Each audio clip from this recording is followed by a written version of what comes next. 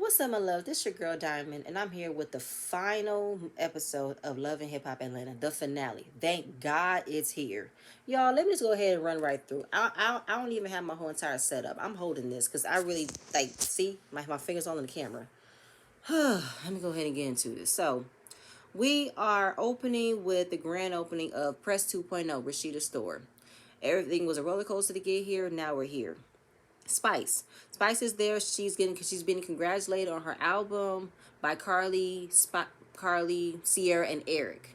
And it's been 10 years, 10 long years for her to finally get her first album. It is a great monument for her.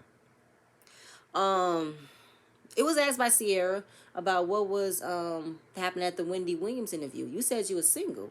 What happened? Well, at that time the interview happened, me and Justin was not in a good place because of how things transpired, so I wasn't exactly sure if I was single or in a committed relationship. So, hey. Obviously, Sierra feels like, well, at least, it's not me because I'm happy. I'm on the clouds. I'm like, okay, Sierra. Um, at the end of it, we see, oh yeah, see, Spice is having the album release party. She's inviting everybody. The night pretty much ends, and now we see the girlfriends of Kirk Jr. and Kai, and the kids are there as well. Now Kai's girlfriend Amina, she's flicking Kelsey and Sierra off, I believe, and then they're talking back and forth about what they don't do in the restaurant, like their position. They don't last on the floor. She's a bad server, left and right.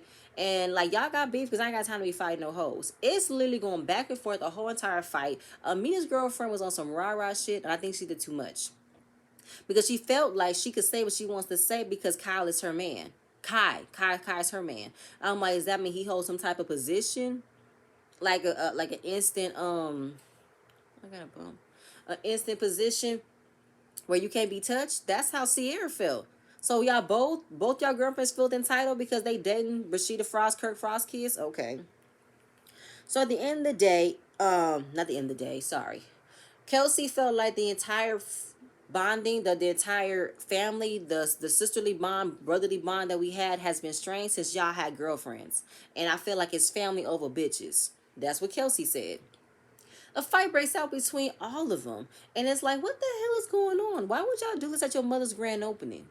So Kai's feeling like at the end of the day, I know I gotta check my girl on some shit, but y'all say foul shit too. Hence so why it be like this. I don't wanna yell, and I feel like at the end of the day, you guys are still my family. Y'all my sister, y'all my brother. My love for y'all will never change. None of that matters. That's not gonna get broken. But I feel like this shit need to fucking end.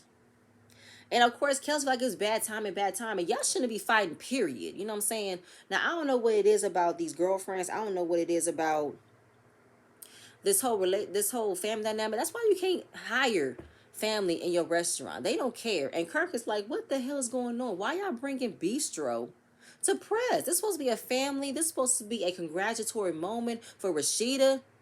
And now y'all making it about Bistro. What the hell?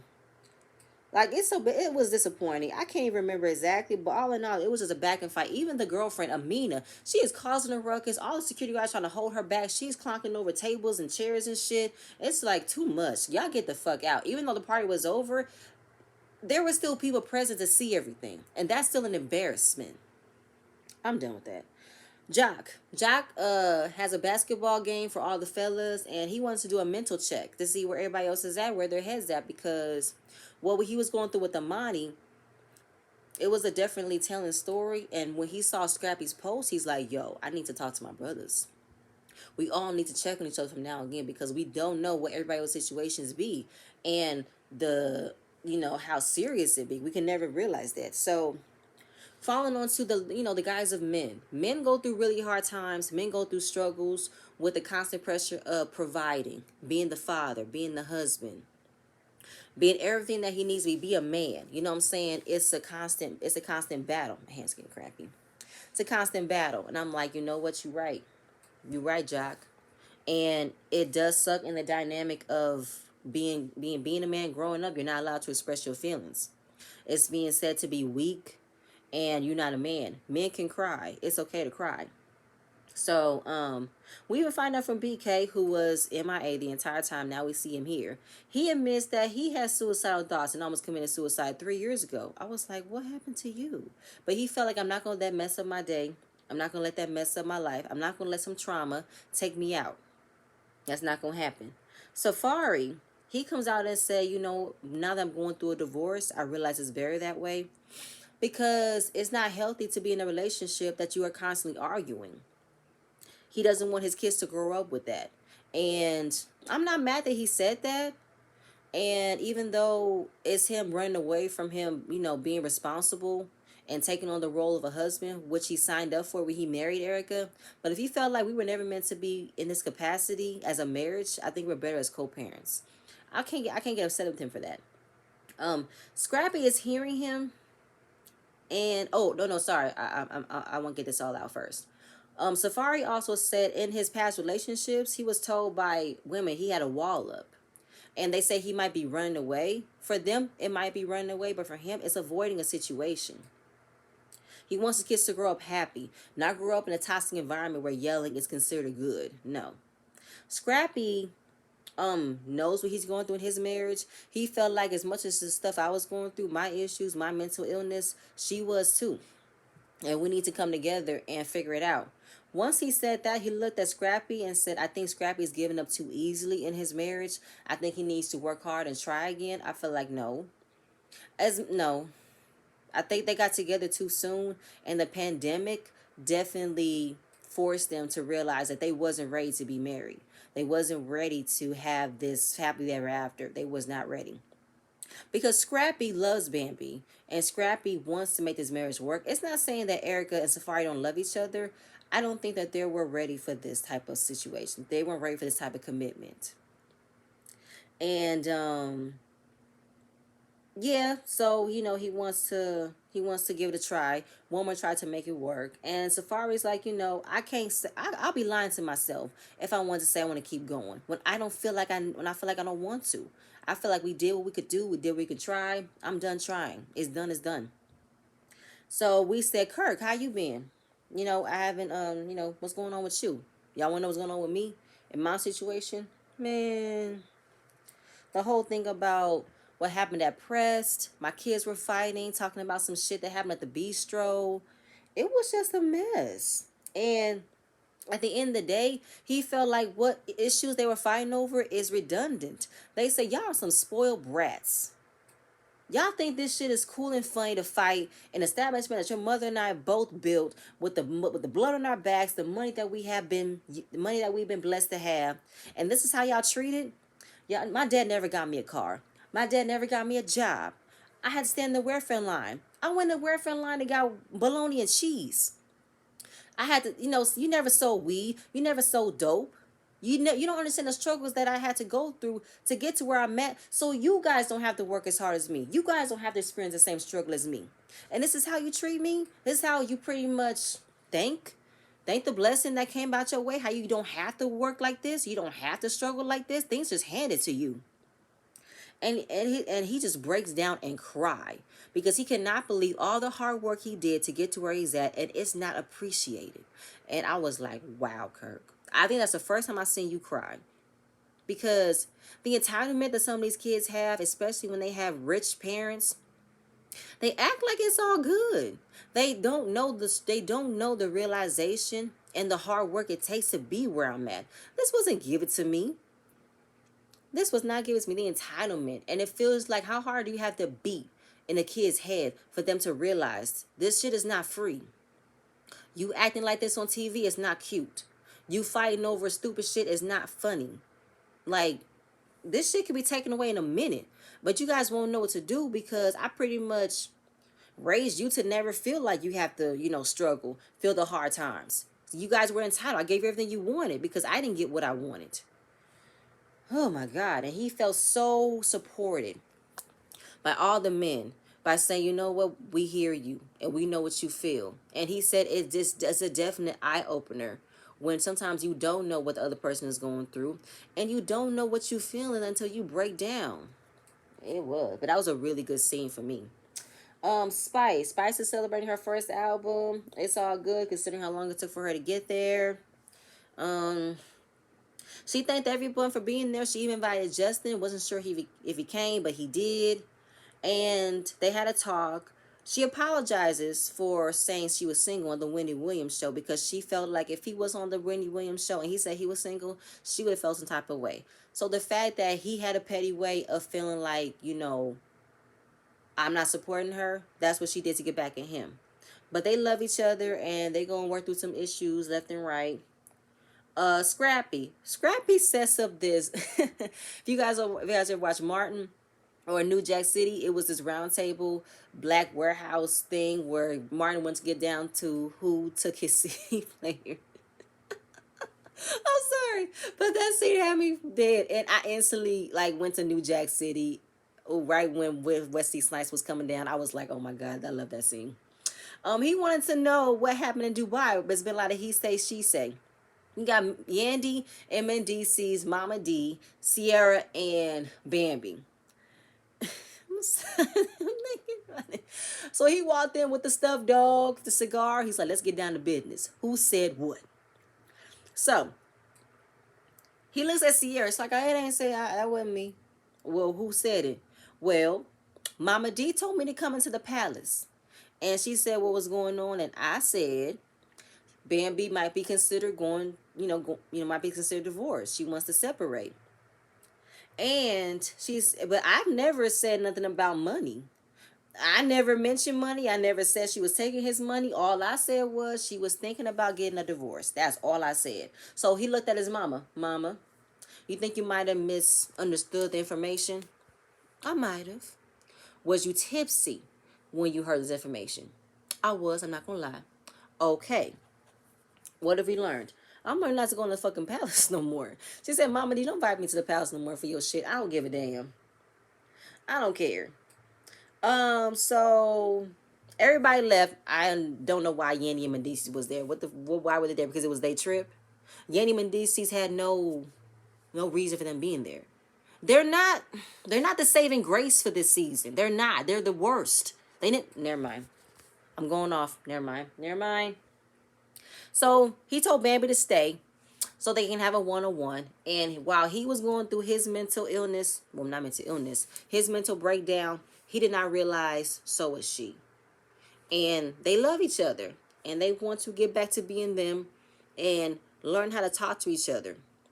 And Bambi, she never considered counseling.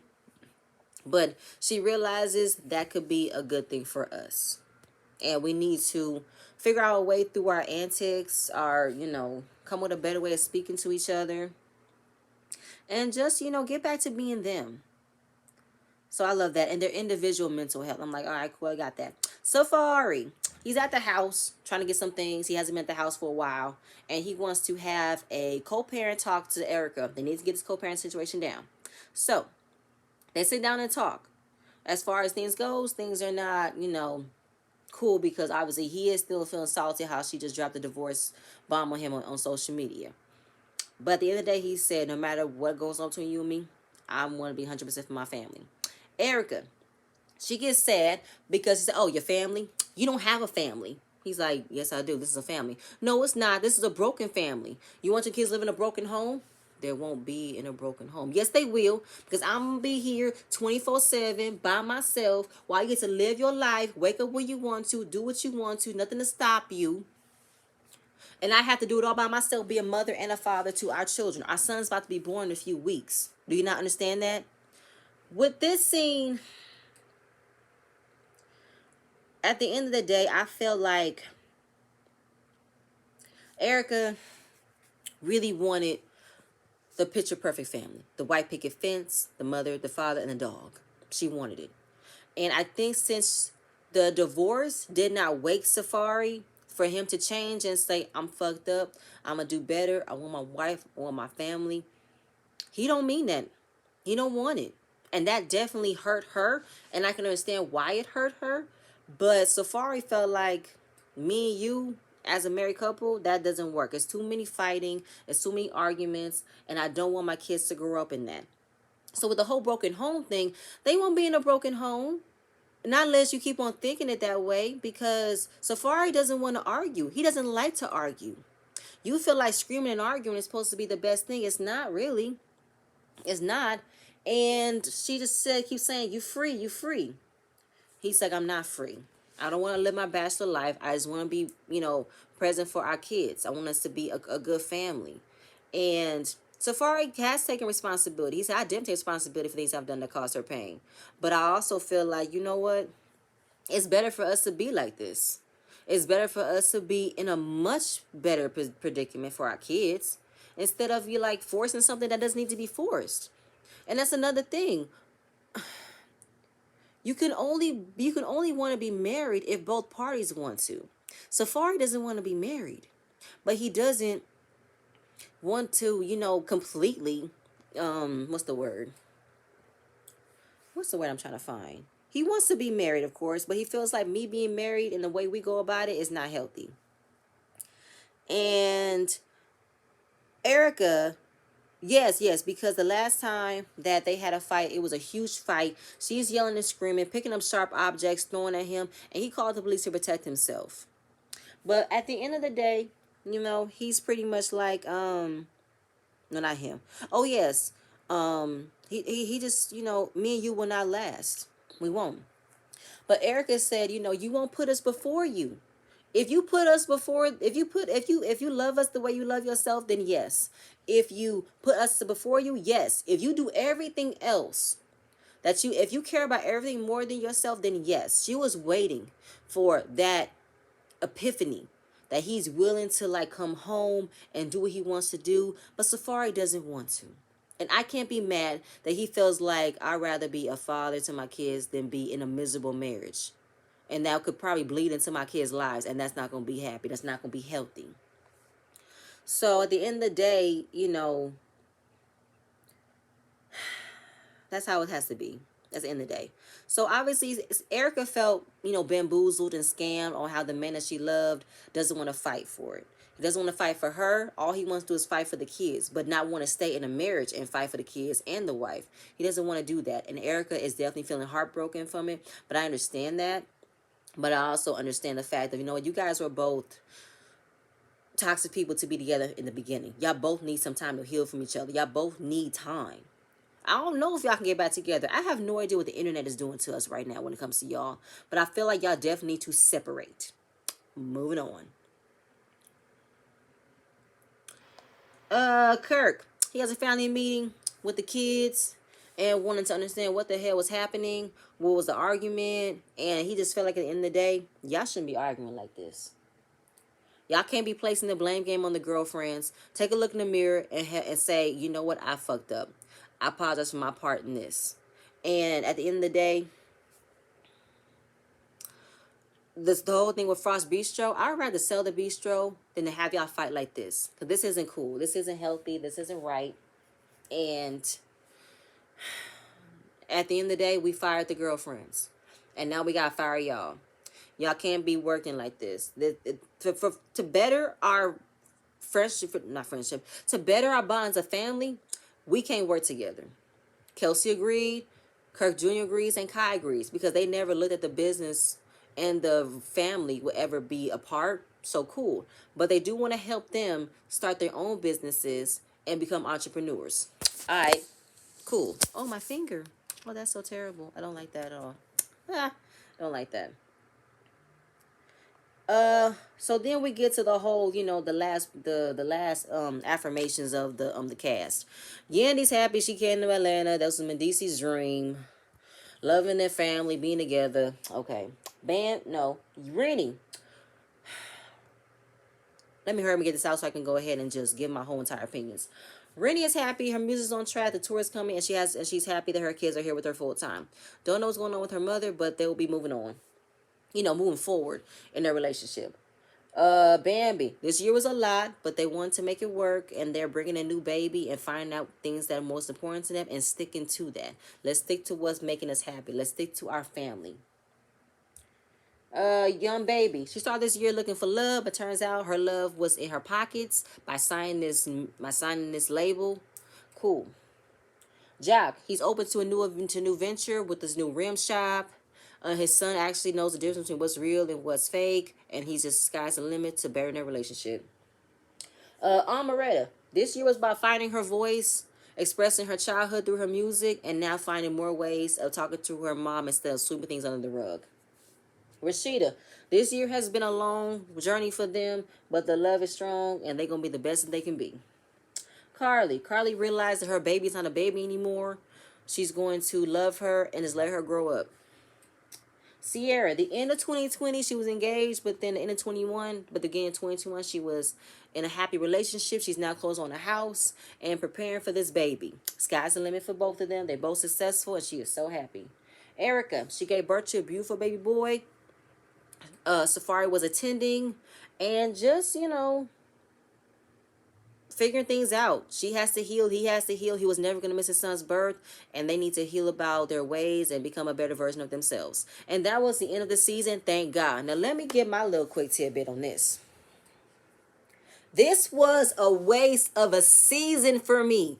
This was a waste. The whole Rennie, we got 2 episodes of her? Barely understood her music, barely got a chance to fully know her, didn't see her interact with anybody else from the cast so they can know her, possibly connect her to some other music, some other collaborations. No.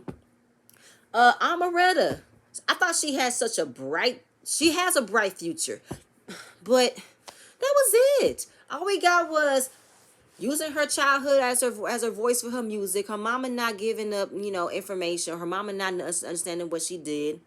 And then that was it. Young Baby Tate, her and her cornball relationship with what's his name? Can't think of his name. Don't want to. Finding out that she is a bisexual woman, which is fine. And then, of course, realizing that she has more to life than just dealing with this. But there was so much more we could have got, and she didn't even interact with everybody else in the cast. Amaretta and Young Baby Tate didn't interact with anybody else in the cast except for them two. I'm done. The whole entire season was about Yanni and Mendeecees moving to Atlanta. I don't care. What did they bring? They didn't bring nothing to the table. The whole wedding ceremony, they not married. The whole infinity, boring and annoying. Oh my God, that's just, I can't. And then Safari and Erica, we seen their entire thing play out online, so I felt like it was no point in having it play out on social media.